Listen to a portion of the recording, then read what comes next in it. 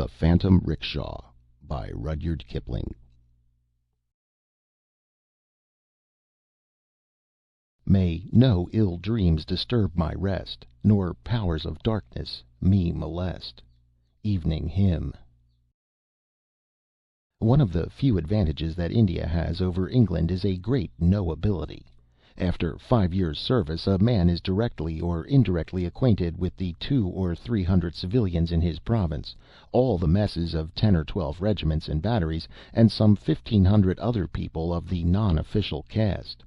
In 10 years his knowledge should be doubled, and at the end of 20 he knows, or knows something about, every Englishman in the empire, and may travel anywhere and everywhere without paying hotel bills. Globe-trotters who expect entertainment as a right have, even within my memory, blunted this open-heartedness. But none the less today, if you belong to the inner circle and are neither a bear nor a black sheep, all houses are open to you, and our small world is very, very kind and helpful. Rickett of Camartha stayed with Polder of Kumeon some 15 years ago. He meant to stay 2 nights, but was knocked down by rheumatic fever, and for 6 weeks disorganized Polder's establishment, stopped Polder's work, and nearly died in Polder's bedroom. Polder behaves as though he had been placed under eternal obligation by Rickett, and yearly sends the little Ricketts a box of presents and toys. It is the same everywhere. The men who do not take the trouble to conceal from you their opinion that you are an incompetent ass, and the women who blacken your character and misunderstand your wife's amusements, will work themselves to the bone in your behalf if you fall sick or into serious trouble. Heatherly, the doctor, kept, in addition to his regular practice, a hospital on his private account.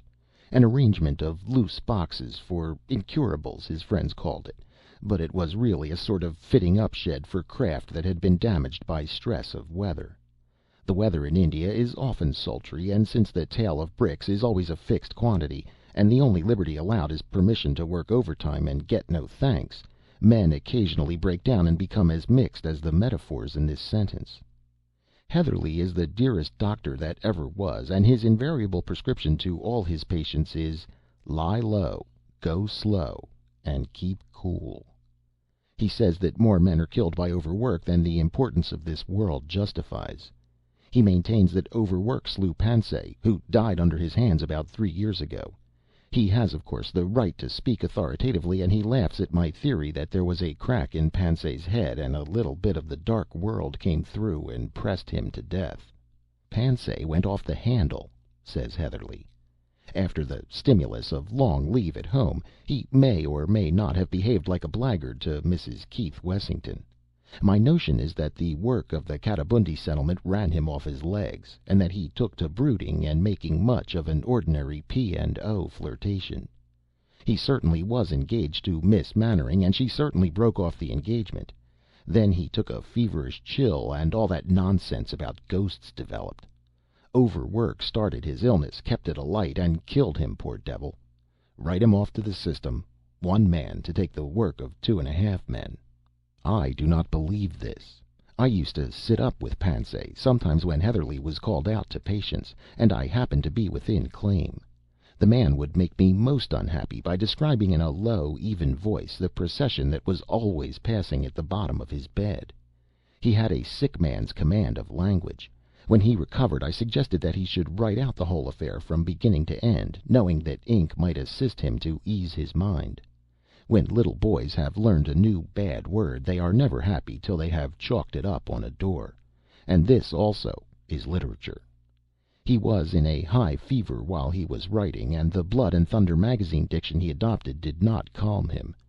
2 months afterward he was reported fit for duty, but in spite of the fact that he was urgently needed to help an undermanned commission stagger through a deficit, he preferred to die, vowing at the last that he was hag-ridden. I got his manuscript before he died, and this is his version of the affair, dated 1855. My doctor tells me that I need rest and change of air. It is not improbable that I shall get both ere long. Rest that neither the red-coated messenger nor the midday gun can break, and change of air far beyond that which any homeward-bound steamer can give me.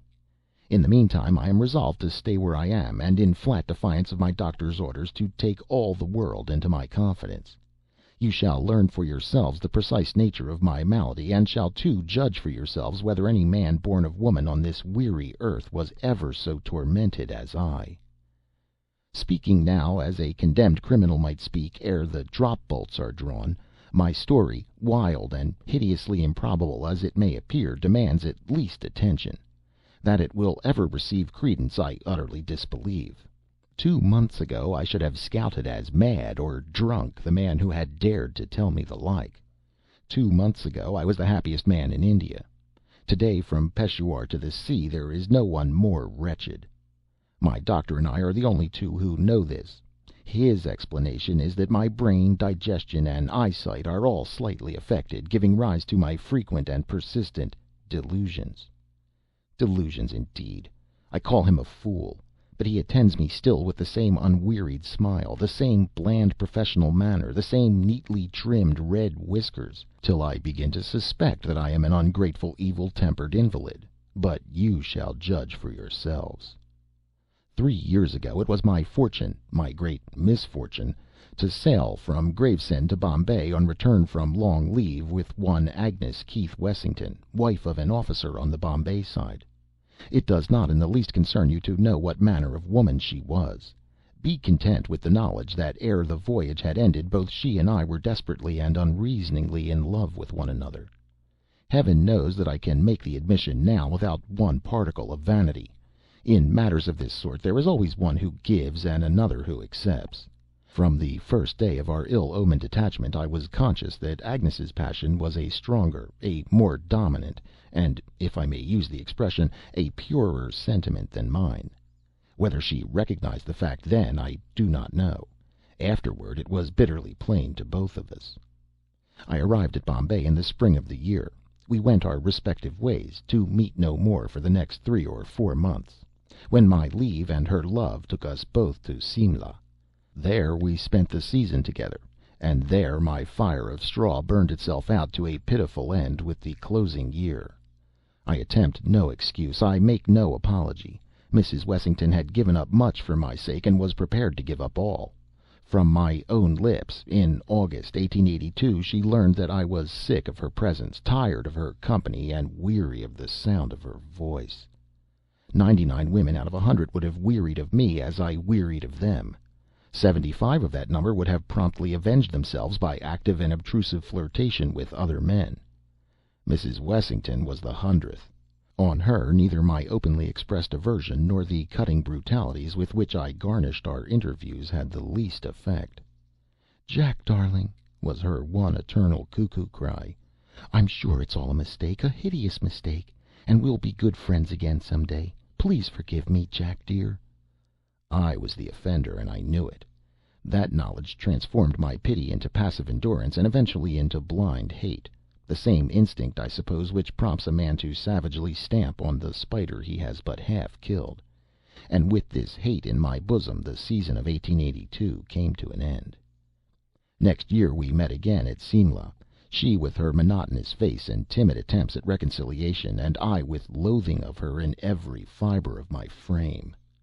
Several times I could not avoid meeting her alone, and on each occasion her words were identically the same, still the unreasoning wail that it was all a mistake, and still the hope of eventually making friends. I might have seen, had I cared to look, that hope only was keeping her alive. She grew more wan and thin month by month. You will agree with me, at least, that such conduct would have driven any one to despair. It was uncalled for, childish, unwomanly. I maintain that she was much to blame. And again, sometimes, in the black, fever-stricken night watches, I have begun to think that I might have been a little kinder to her. But that really is a delusion. I could not have continued pretending to love her when I didn't, could I? It would have been unfair to both of us. Last year we met again, on the same terms as before, the same weary appeal, and the same curt answers from my lips. At least I would make her see how wholly wrong and hopeless were her attempts at resuming the old relationship. As the season wore on we fell apart. That is to say, she found it difficult to meet me, for I had other and more absorbing interests to attend to.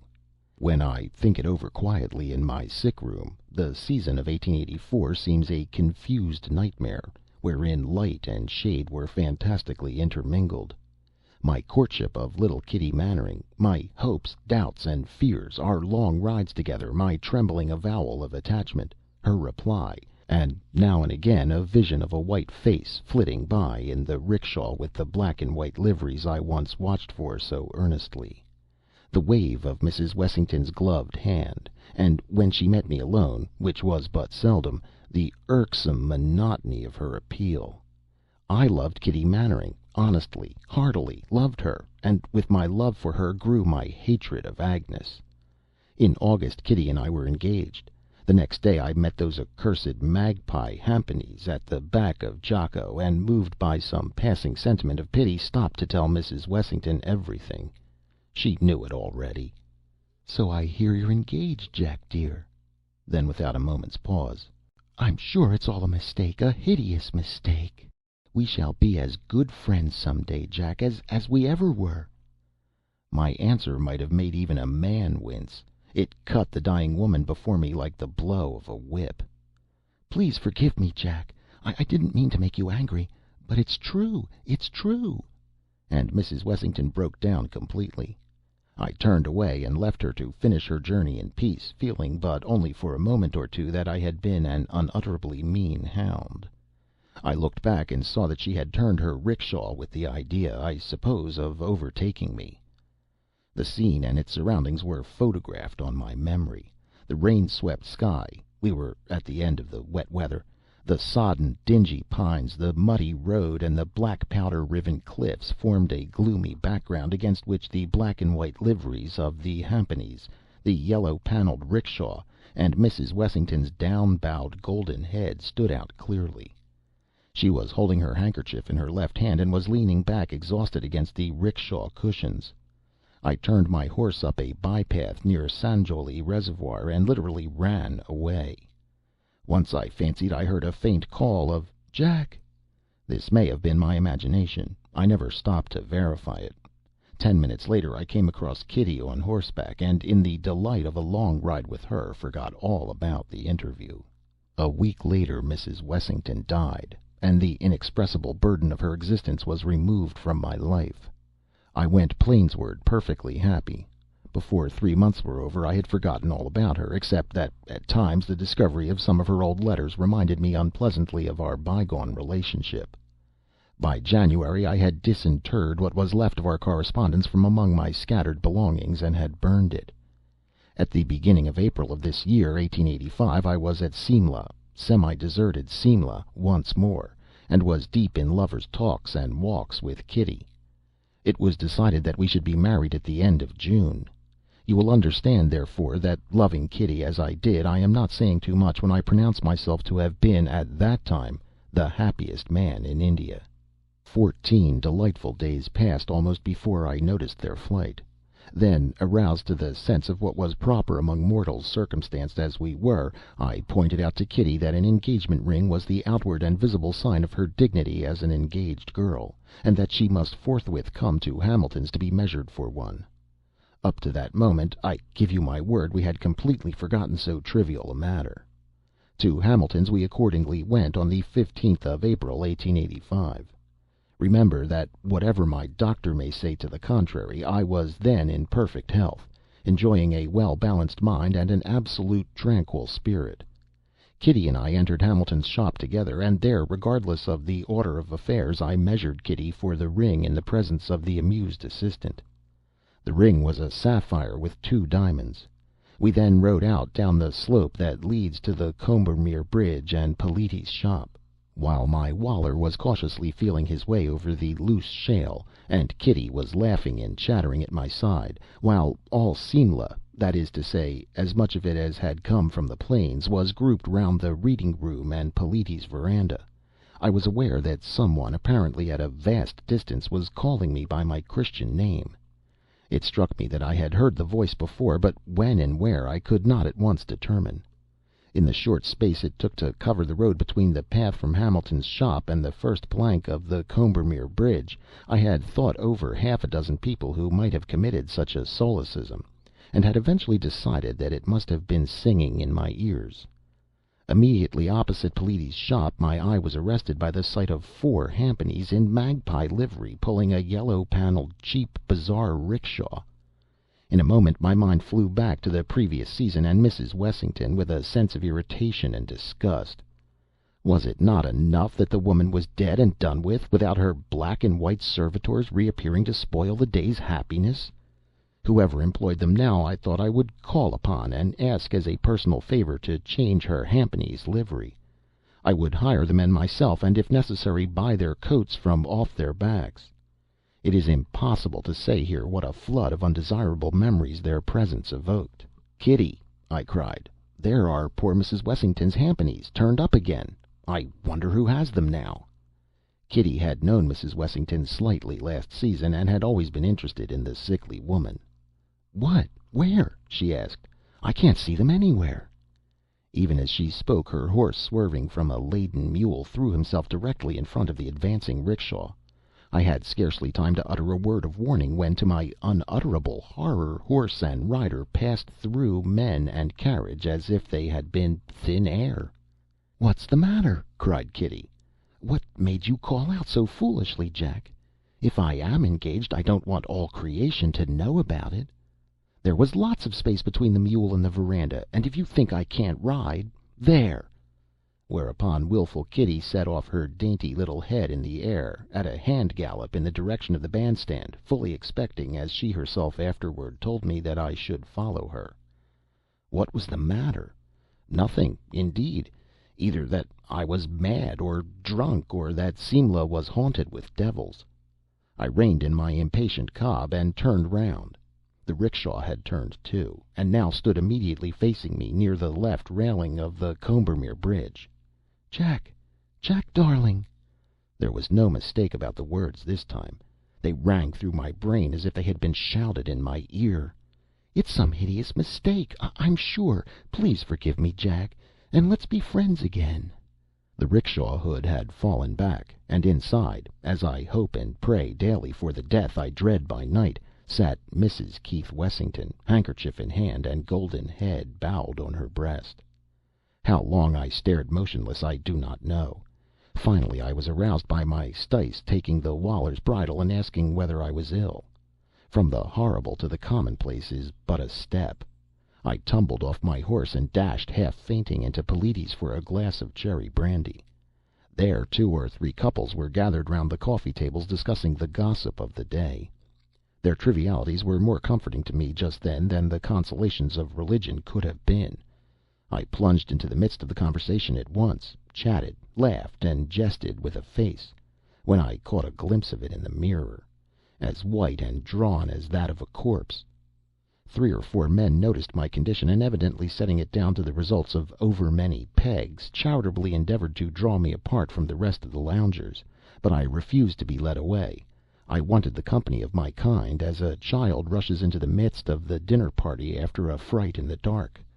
I must have talked for about 10 minutes or so, though it seemed an eternity to me, when I heard Kitty's clear voice outside inquiring for me. In another minute she had entered the shop, prepared to roundly upbraid me for failing so singly in my duties. Something in my face stopped her. "Why, Jack!" she cried. "What have you been doing? What has happened? Are you ill?" Thus driven into a direct lie, I said that the sun had been a little too much for me. It was close upon 5 o'clock of a cloudy April afternoon, and the sun had been hidden all day. I saw my mistake as soon as the words were out of my mouth, attempted to recover it, blundered hopelessly, and followed Kitty in a regal rage out of the doors, amid the smiles of my acquaintances.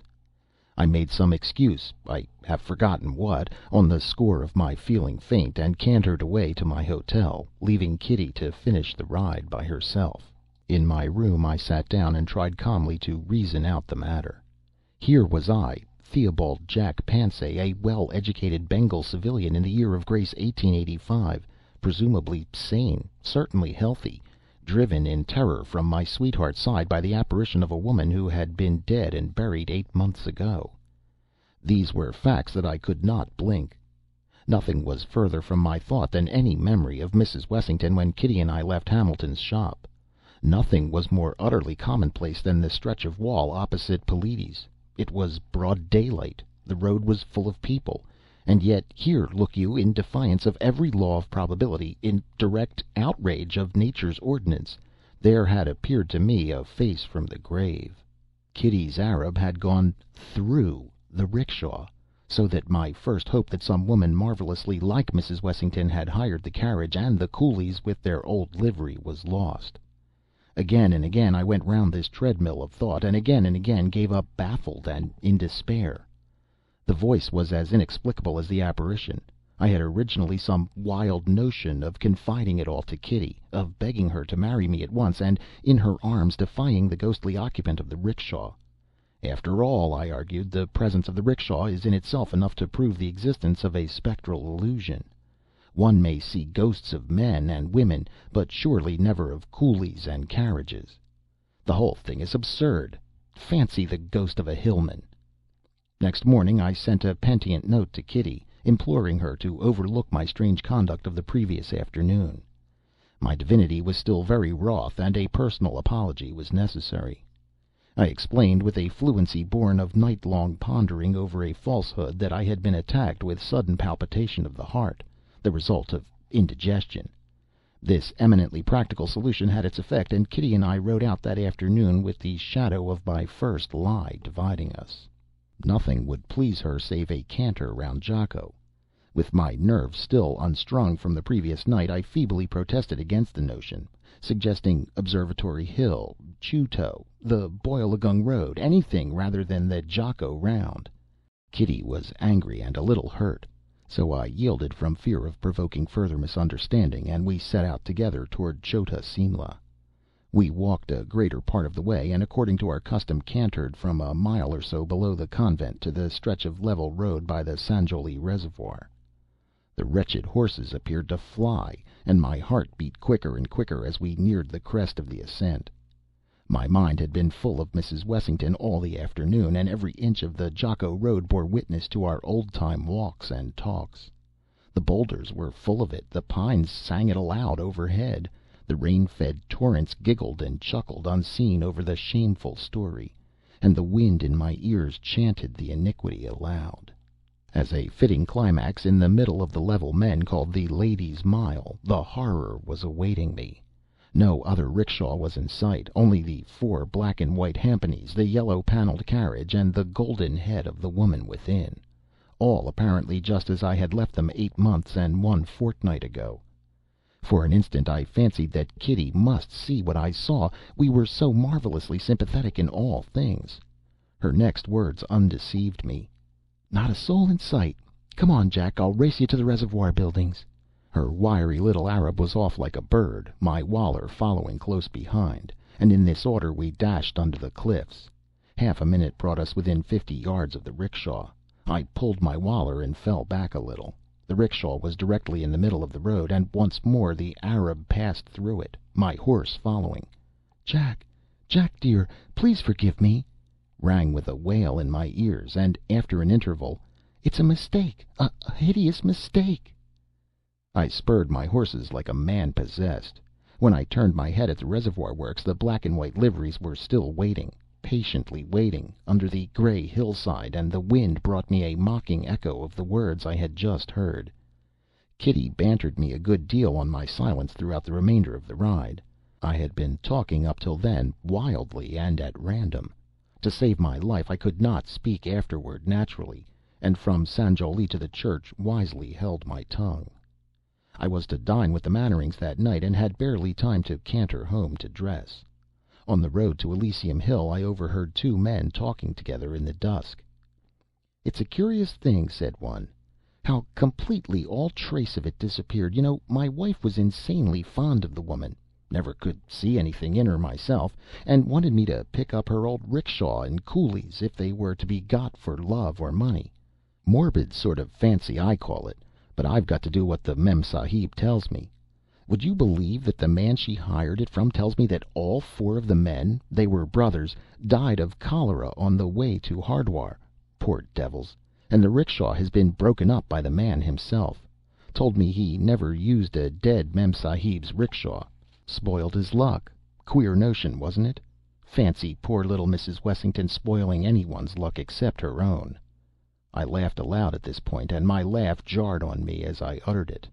So there were ghosts of rickshaws after all, and ghostly employment in the other world. How much did Mrs. Wessington give her men? What were their hours? Where did they go? And for visible answer to my last question, I saw the infernal thing blocking my path in the twilight. The dead travel fast, and by short cuts unknown to ordinary coolies. I laughed aloud a second time, and checked my laughter suddenly, for I was afraid I was going mad. Mad to a certain extent I must have been, for I recollect that I reined in my horse at the head of the rickshaw and politely wished Mrs. Wessington good evening. Her answer was one I knew only too well. I listened to the end, and replied that I heard it all before, but should be delighted if she had anything further to say. Some malignant devil stronger than I must have entered into me that evening, for I have a dim recollection of talking the commonplaces of the day for 5 minutes to the thing in front of me. Mad as a hatter, poor devil, or drunk. Max, try and get him to come home. Surely that was not Mrs. Wessington's voice. The two men had overheard me speaking to the empty air, and had returned to look after me. They were very kind and considerate, and from their words evidently gathered that I was extremely drunk. I thanked them confusedly, and cantered away to my hotel, there changed, and arrived at the Mannerings 10 minutes late. I pleaded the darkness of the night as an excuse, was rebuked by Kitty for my unlover-like tardiness, and sat down. The conversation had already become general, and under cover of it I was addressing some tender small talk to my sweetheart, when I was aware that at the further end of the table a short, red-whiskered man was describing, with much broidery, his encounter with a mad unknown that evening. A few sentences convinced me that he was repeating the incident of half an hour ago. In the middle of the story he looked round for applause, as professional storytellers do, caught my eye, and straightway collapsed. There was a moment's awkward silence, and the red-whiskered man muttered something to the effect that he had forgotten the rest, thereby sacrificing a reputation as a good storyteller which he had built up for 6 seasons past. I blessed him from the bottom of my heart, and went on with my fish. In the fullness of time that dinner came to an end, and with genuine regret I tore myself away from Kitty, as certain as I was of my own existence that it would be waiting for me outside the door. The red-whiskered man, who had been introduced to me as Dr. Heatherly of Simla, volunteered to bear me company as far as our roads lay together. I accepted his offer with gratitude. My instinct had not deceived me. It lay in readiness in the Mall, and in what seemed devilish mockery of our ways, with a lighted headlamp. The red-whiskered man went to the point at once, in a manner that showed he had been thinking over it all dinner-time. "I say, Pansay, what the deuce was the matter with you this evening on the Elysium Road?" The suddenness of the question wrenched an answer from me before I was aware. "That," said I, pointing to it, "that may be either D.T. or eyes, for aught I know. Now you don't liquor, I saw as much at dinner, so it can't be D.T. There's nothing whatever where you're pointing, though you're sweating and trembling with fright like a scared pony. Therefore I conclude that it's eyes, and I ought to understand all about them. Come along home with me. I'm on the Blessington Lower Road." To my intense delight, the rickshaw, instead of waiting for us, kept about 20 yards ahead, and this, too, whether we walked, trotted, or cantered. In the course of that long night ride I had told my companion almost as much as I have told you here. "Well, you've spoiled one of the best tales I've ever laid tongue to," said he, "but I'll forgive you for the sake of what you've gone through.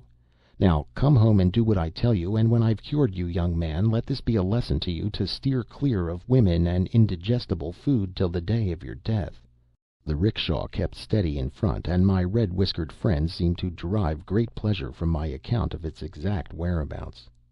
"Eyes, Pansay, all eyes, brain, and stomach, and the greatest of these 3 is stomach. You've too much conceited brain, too little stomach, and thoroughly unhealthy eyes. Get your stomach straight, and the rest follows. And all that's French for a liver pill. I'll take sole medical charge of you from this hour, for you're too interesting a phenomenon to be passed over." By this time we were deep in the shadow of the Blessington Lower Road, and the rickshaw came to a dead stop under a pine-clad, overhanging shale cliff.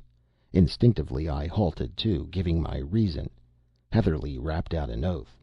Now, if you think I'm going to spend a cold night on the hillside for the sake of a stomach cum brain cum eye illusion. Lord, mercy, what's that? There was a muffled report, a blinding smother of dust just in front of us, a crack, the noise of rent boughs, and about 10 yards of the cliffside, pines, undergrowth and all, slid down into the road below, completely blocking it up.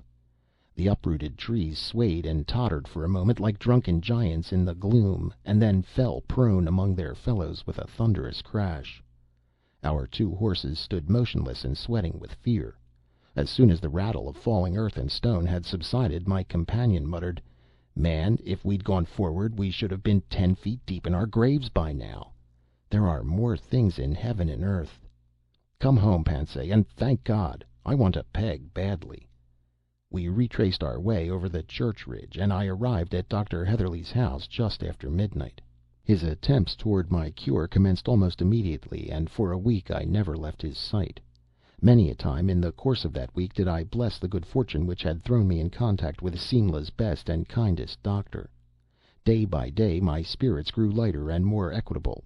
Day by day, too, I became more and more inclined to fall in with Heatherley's spectral illusion theory, implicating eyes, brain, and stomach. I wrote to Kitty telling her that a slight sprain caused by a fall from my horse kept me indoors for a few days, and that I should be recovered before she had time to regret my absence. Heatherley's treatment was simple to a degree. It consisted of liver pills, cold water baths, and strong exercise, taken in the dusk or at early dawn, for, as he sagely observed, a man with a sprained ankle doesn't walk a dozen miles a day, and your young woman might be wondering if she saw you. At the end of the week, after much examination of pupil and pulse, and strict injunctions as to diet and pedestrianism, Heatherley dismissed me as briskly as he had taken charge of me. Here is his parting benediction: "Man, I can certify to your mental cure, and that's as much as to say I've cured most of your bodily ailments. Now get your traps out of this as soon as you can, and be off to make love to Miss Kitty." I was endeavoring to express my thanks for his kindness. He cut me short. "Don't think I did this because I like you. I gather that you've behaved like a blackguard all through. But, all the same, you're a phenomenon, and as queer a phenomenon as you are a blackguard. No," checking me a second time, "not a rupee, please. Go out and see if you can find the eyes, brain, and stomach business again. I'll give you a lakh for each time you see it." Half an hour later I was in the Mannerings' drawing room with Kitty, drunk with the intoxication of present happiness and the foreknowledge that I should never more be troubled with its hideous presence. Strong in the sense of my new-found security, I proposed a ride at once, and, by preference, a canter round Jakko. Never had I felt so well, so overladen with vitality and mere animal spirits, as I did on the afternoon of the 30th of April. Kitty was delighted at the change in my appearance, and complimented me on it in her delightfully frank and outspoken manner. We left the Mannerings' house together, laughing and talking, and cantered along the Chota Simla road as of old. I was in haste to reach the Sanjoli Reservoir, and there make my assurance doubly sure. The horses did their best, but seemed all too slow to my impatient mind. Kitty was astonished at my boisterousness. "Why, Jack," she cried at last, "you are behaving like a child. What are you doing?" We were just below the convent, and from sheer wantonness I was making my Waller plunge and curvet across the road as I tickled it with the loop of my riding whip. "Doing?" I answered. "Nothing, dear. That's just it. If you'd been doing nothing for a week except lie up, you'd be as riotous as I. Singing and murmuring in your feastful mirth, joying to feel yourself alive. Lord over nature, lord of the visible earth, lord of the senses 5. My quotation was hardly out of my lips before we had rounded the corner above the convent, and a few yards further on could see across to the Sanjoli. In the center of the level road stood the black and white liveries, the yellow paneled rickshaw, and Mrs. Keith Wessington. I pulled up, looked, rubbed my eyes, and, I believe, must have said something. The next thing I knew was that I was lying face downward on the road, with Kitty kneeling above me in tears. "Has it gone, child?" I gasped. Kitty only wept more bitterly. "Has what gone, Jack dear? What does it all mean? There must be a mistake somewhere, Jack, a hideous mistake." Her last words brought me to my feet, mad, raving for the time being. "Yes, there is a mistake somewhere," I repeated. "A hideous mistake. Come and look at it." I have an indistinct idea that I dragged Kitty by the wrist along the road up to where it stood, and implored her for pity's sake to speak to it, to tell it that we were betrothed, that neither death nor hell could break the tie between us, and Kitty only knows how much more to the same effect. Now and again I appealed passionately to the terror in the 'rickshaw to bear witness to all I had said, and to release me from a torture that was killing me. As I talked, I suppose I must have told Kitty of my old relations with Mrs. Wessington, for I saw her listen intently with white face and blazing eyes. "Thank you, Mr. Pansay," she said.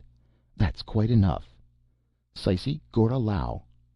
The Syces, impassive as Orientals always are, had come up with the recaptured horses, and as Kitty sprang into her saddle I caught hold of the bridle, entreating her to hear me out and forgive.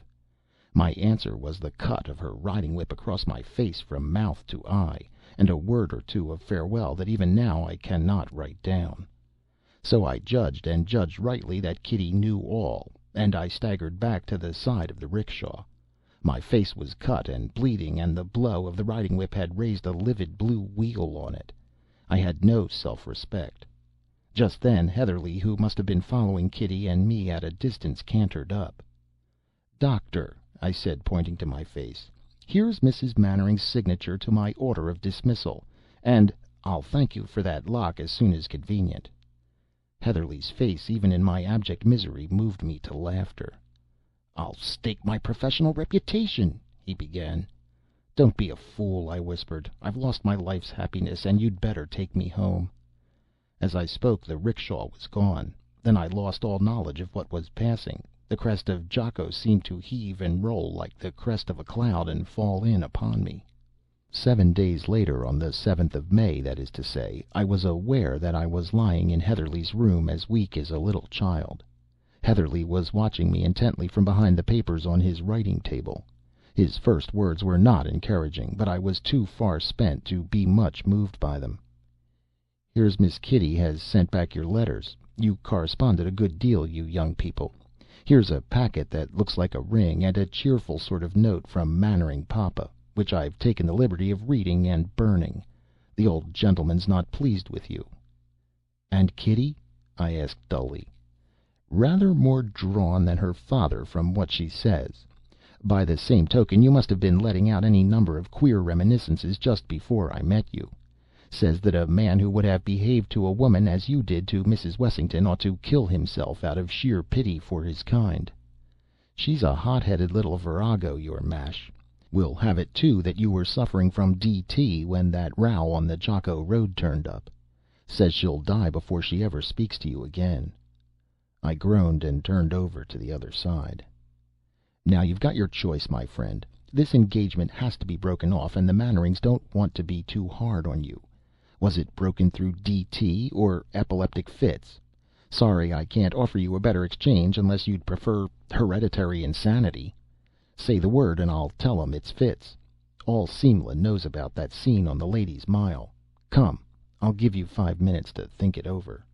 During those 5 minutes I believe that I explored thoroughly the lowest circles of the inferno which it is permitted man to tread on earth.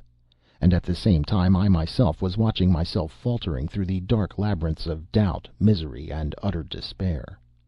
I wondered, as Heatherly in his chair might have wondered, which dreadful alternative I should adopt. Presently I heard myself answering in a voice that I hardly recognized. "They're confoundedly particular about morality in these parts. Give 'em fits, Heatherly and my love. Now let me sleep a bit longer." Then my two selves joined, and it was only I, half crazed, devil driven I, that tossed in my bed, tracing step by step the history of the past month.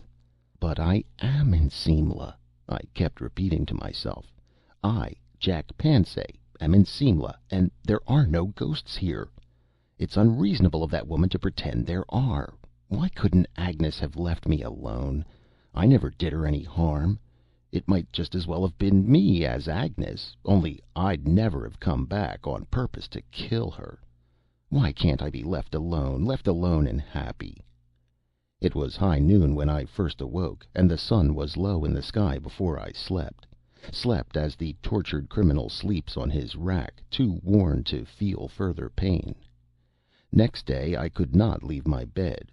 Heatherly told me in the morning that he had received an answer from Mr. Mannering, and that, thanks to his, Heatherly's, friendly offices, the story of my affliction had traveled through the length and breadth of Simla, where I was on all sides much pitied. "And that's rather more than you deserve," he concluded pleasantly, "though the Lord knows you've been going through a pretty severe mill. Never mind, we'll cure you yet, you perverse phenomenon." I declined firmly to be cured. "You've been much too good to me already, old man," said I, "but I don't think I need trouble you further." In my heart I knew that nothing Heatherly could do would lighten the burden that had been laid upon me. With that knowledge came also a sense of hopelessness, impotent rebellion against the unreasonableness of it all.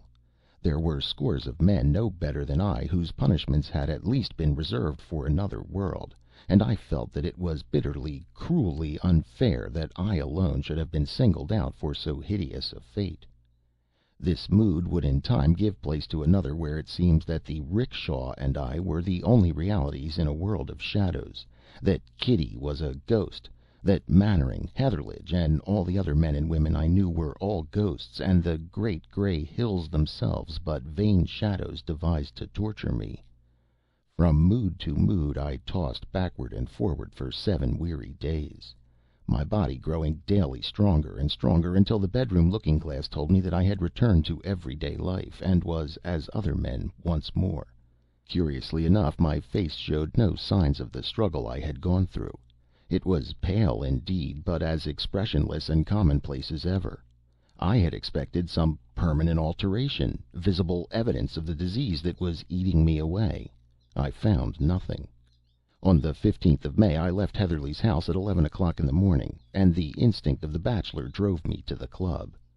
There I found that every man knew my story as told by Heatherly, and was, in clumsy fashion, abnormally kind and attentive. Nevertheless, I recognized that for the rest of my natural life I should be among but not of my fellows, and I envied very bitterly indeed the laughing coolies on the Mall below. I lunched at the club, and at 4 o'clock wandered aimlessly down the Mall in the vague hope of meeting Kitty. Close to the bandstand the black and white liveries joined me, and I heard Mrs. Wessington's old appeal at my side. I had been expecting this ever since I came out, and was only surprised at her delay. The Phantom Rickshaw and I went side by side along the Chota Simla road in silence. Close to the bazaar, Kitty and a man on horseback overtook and passed us. For any sign she gave I might have been a dog in the road. She did not even pay me the compliment of quickening her pace, though the rainy afternoon had served for an excuse. So Kitty and her companion and I and my ghostly light o' love crept round Jocko in couples. The road was streaming with water, the pines dripped like roof pipes on the rocks below, and the air was full of fine driving rain. 2 or 3 times I found myself saying to myself, almost aloud, "I'm Jack Pansay, on leave at Simla. At Simla! Every day. Ordinary Simla. I mustn't forget that. I mustn't forget that." Then I would try to recollect some of the gossip I had heard at the club, the prices of so-and-so's horses, anything, in fact, that related to the workaday Anglo-Indian world I knew so well. I even repeated the multiplication table rapidly to myself to make quite sure that I was not taking leave of my senses. It gave me much comfort, and must have prevented my hearing Mrs. Wessington for a time. Once more I wearily climbed the convent slope and entered the level road. Here Kitty and the man started off at a canter, and I was left alone with Mrs. Wessington. "Agnes," said I, "will you put back your hood and tell me what it all means?" The hood dropped noiselessly, and I was face to face with my dead and buried mistress. She was wearing the dress in which I had last seen her alive, carried the same tiny handkerchief in her right hand, and the same card case in her left. A woman 8 months dead with a card case! I had to pin myself down to the multiplication table, and set both hands on the stone parapet of the road to assure myself that at least this was real. "Agnes," I repeated, "for pity's sake, tell me what it all means." Mrs. Wessington leaned forward with that odd, quick turn of the head I used to know so well, and spoke. If my story had not already so madly overleaped the bounds of all human belief, I should apologize to you now, as I know that no one, no, not even Kitty, for whom it is written as some sort of justification of my conduct, will believe me. I will go on. Mrs. Wessington spoke, and I walked with her from the Sanjowlie Road to the turning below the Commander in Chief's house, as I might walk by the side of any living woman's rickshaw, deep in conversation. The second and most tormenting of my moods of sickness had suddenly laid hold upon me, and like the prince in Tennyson's poem, I seemed to move amid a world of ghosts. There had been a garden party at the Commander in Chief's, and we too joined the crowd of homeward bound folk. As I saw them then, it seemed that they were the shadows, impalpable, fantastic shadows, that divided for Mrs. Wessington's rickshaw to pass through. What we said during the course of that weird interview I cannot, indeed I dare not tell. Heatherly's comment would have been a short laugh and a remark that I had been mashing a brain eye and stomach chimera. It was a ghastly and yet in some indefinable way a marvelously dear experience. Could it be possible, I wondered, that I was in this life to woo a second time the woman I had killed by my own neglect and cruelty? I met Kitty on the homeward road, a shadow among shadows. If I were to describe all the incidents of the next fortnight in their order, my story would never come to an end, and your patience would be exhausted. Morning after morning, and evening after evening, the ghostly rickshaw and I used to wander through Simla together. Wherever I went, there the four black and white liveries followed me and bore me company to and from my hotel. At the theater I found them amid the crowd, or yelling jhampanies. Outside the club veranda, after a long evening of whist at the birthday ball, waiting patiently for my reappearance, and in broad daylight when I went calling. Save that it cast no shadow, the rickshaw was in every respect as real to look upon as one of wood and iron. More than once, indeed, I have had to check myself from warning some hard-riding friend against cantering over it. More than once I have walked down the Mall deep in conversation with Mrs. Wessington, to the unspeakable amazement of the passers-by. Before I had been out and about a week, I learned that the fit theory had been discarded in favor of insanity. However, I made no change in my mode of life.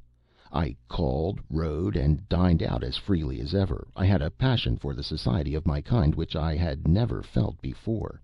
I hungered to be among the realities of life, and at the same time I felt vaguely unhappy when I had been separated too long from my ghostly companion.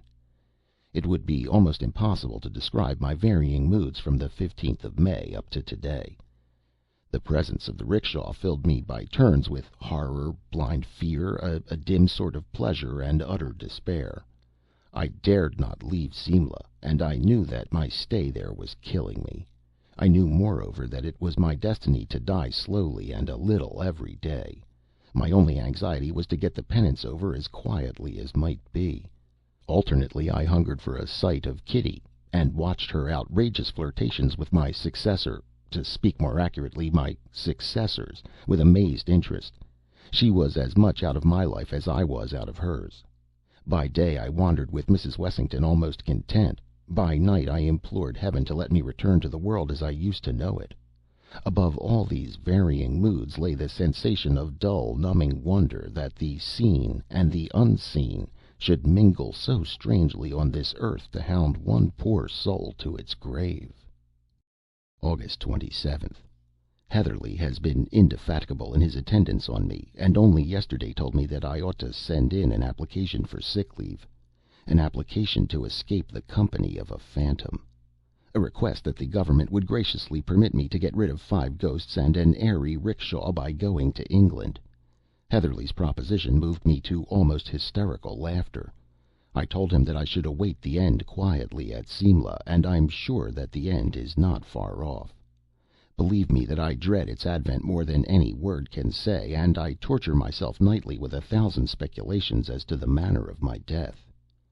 Shall I die in my bed decently, as an English gentleman should die? Or, in one last walk on the Mall, will my soul be wrenched from me to take its place forever and ever by the side of that ghastly phantasm? Shall I return to my old lost allegiance in the next world, or shall I meet Agnes, loathing her and bound to her side through all eternity? Shall we two hover over the scene of our lives till the end of time? As the day of my death draws nearer, the intense horror that all living flesh feels towards escaped spirits from beyond the grave grows more and more powerful. It is an awful thing to go down quick among the dead with scarcely one half of your life completed. It is 1,000 times more awful to wait as I do in your midst, for I know not what unimaginable terror. Pity me at least on the score of my delusion, for I know you will never believe what I have written here. Yet as surely as ever a man was done to death by the powers of darkness, I am that man. In justice, too, pity her, for as surely as ever woman was killed by man, I killed Mrs. Wessington, and the last portion of my punishment is ever now upon me.